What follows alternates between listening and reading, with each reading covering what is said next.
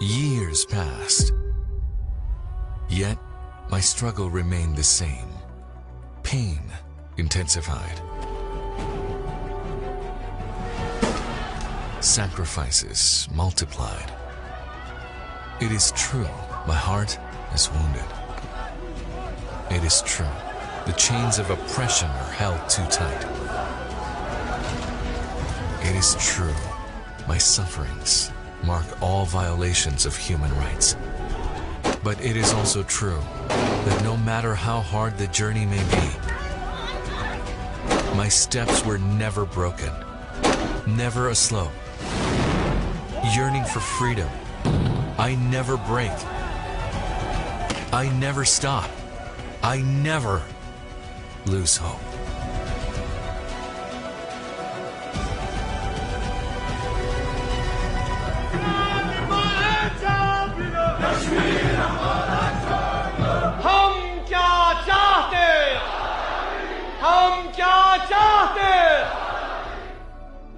In 1950, India agreed to amend its constitution to grant the part of Kashmir that it administers, India's only Muslim-majority state.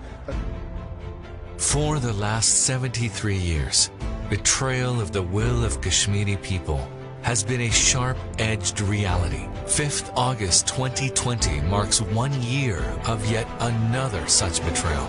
अनुच्छेद 370 के सभी खंड लागू नहीं होंगे. Indian Home Minister Amit Shah told Parliament that Article 370 was revoked. Kashmir was stripped of its special status.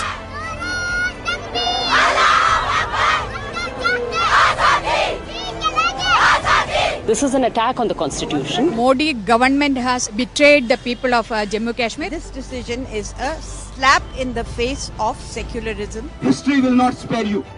The wrath of Hindutva was unleashed upon oppressed Kashmiris.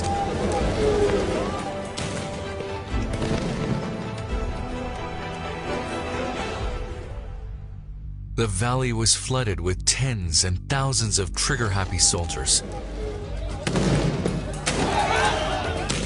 Brutal crackdowns, unlawful arrests, barbaric killings and forced abductions made mockery of India's dubious secular conscience. Immediate lockdown and a curfew was imposed, putting the valley behind a curtain of terror so the globe would not learn the truth. All in vain. Now is the time for the world to know about what exactly has happened and why.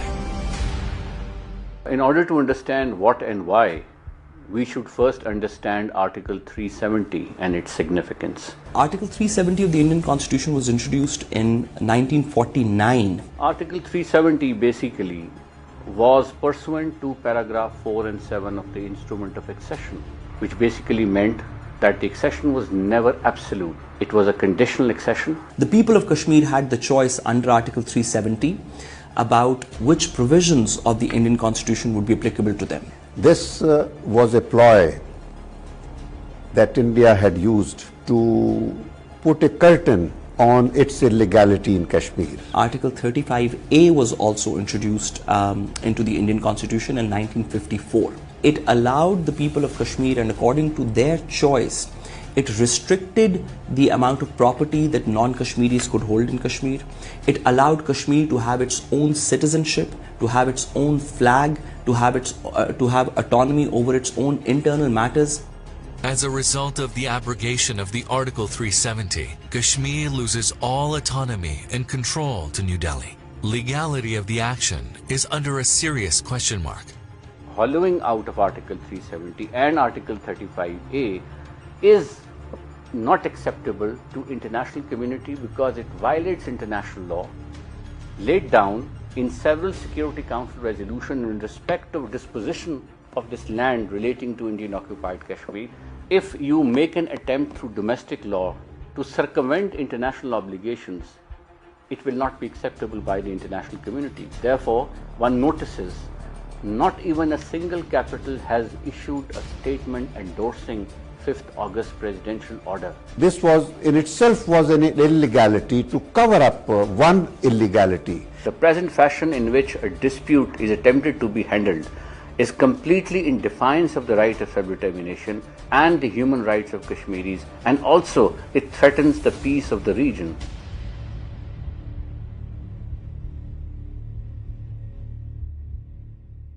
The abrogation of Article 370 generated massive reactions both in India and the Valley.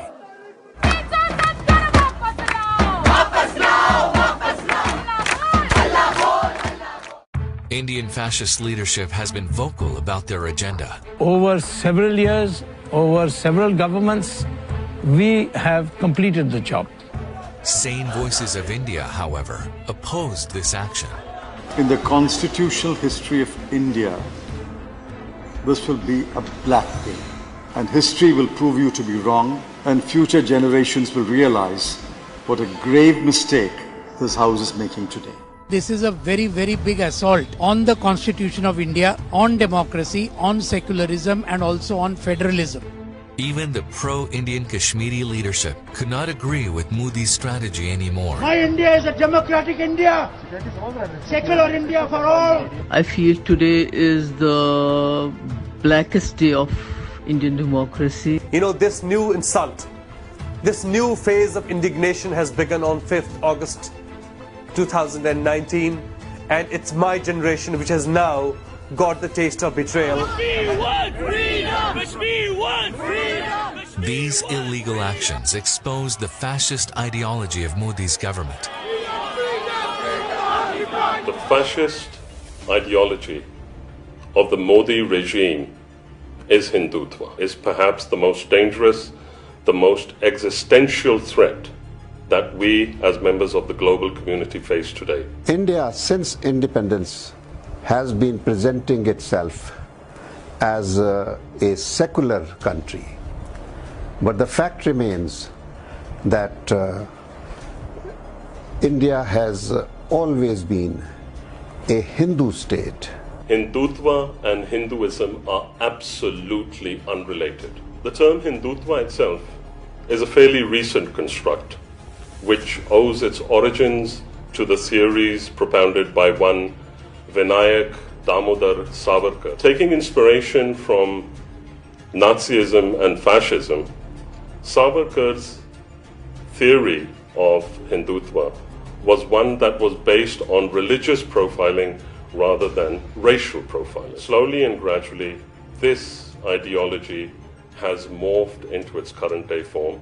After the partition, these devotees of the philosophy of Hindutva were the ones who vehemently opposed the protected status of Kashmir. The people of India are today suffering from Modi's Hindutva ideology. This is going to be something similar to the final solution that the Nazis envisaged for the Jews in 1940s. The repeal of Article 370 and 35A enables people to migrate to this area, to occupy this area, and we already hear of Sangh Abadis which are cropping up over there.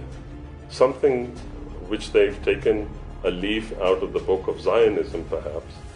And right now, it's India's plan of the current regime that through full force, through every form, they are through military might, through lawfare, through their government in power, they are going to use all forms to literally marginalize the people of that land, the heirs of that land, who are the Kashmiris, and make the Indians, especially the Hindutva followers, into a majority in Jammu and Kashmir. And when plebiscite is exercised, we people, the Kashmiris, will become extinct or marginalized or become a minority, and the occupying force and the occupiers coming from India will become the majority. So that is the game plan. I am afraid that the people of India are not realizing what the Modi regime is doing to India, what it's doing to the minorities and to the neighbors. So we must all join hands as global citizens and become one and raise a voice for legitimate causes like the Kashmiri struggle and fight for peace together and help us save the Kashmiris. They have been fighting for too long. They have sacrificed so much for their cause. Now, they have nothing to lose but their cause. They can't lose it. They won't. हम क्या चाहते